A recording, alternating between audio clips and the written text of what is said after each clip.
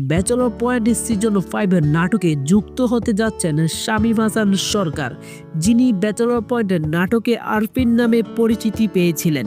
Hello guys, কেমন আছো সবাই? আশা করি সবাই অনেক অনেক ভালো আছো।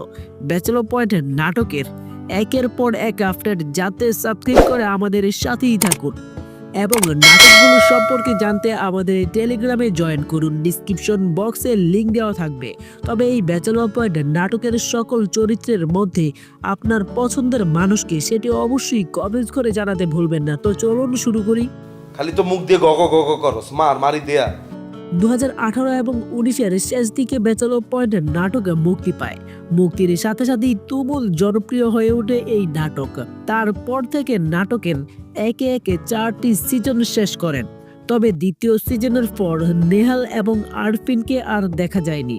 তাদের মধ্যে সাময়িক মনোমালিন্য হয়েছে বলে ধারণা করেছিলেন অনেকেই।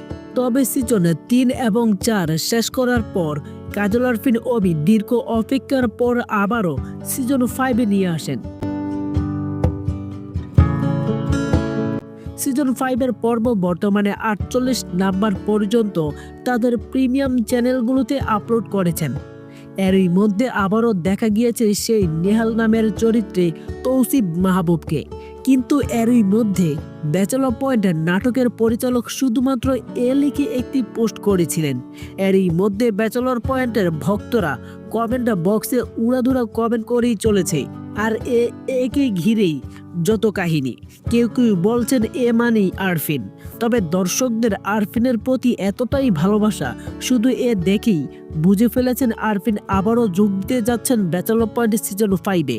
আবার অনেকেই বলছেন এ দিয়া আতামিয়াও নাকি কামব্যাক করতে পারে বলে ধারণা করেছেন বহু দর্শক। তবে এই বিষয়ে পরিচালক কাজল আরফিন অমি এখনও সম্পূর্ণ ক্লিয়ার করেনি। আগামী পর্বের মধ্যে দেখা যেতে পারে বলে ধারণা করেছেন ব্যাচেলর পয়েন্ট নাটকের দর্শকেরা এবং আরফিনের ভক্তরা। তো দর্শক, শুধু একে ঘিরে আপনার চিন্তা কি সেটি জানাতে ভুলবেন না কমেন্ট বক্সে। ধন্যবাদ সবাইকে।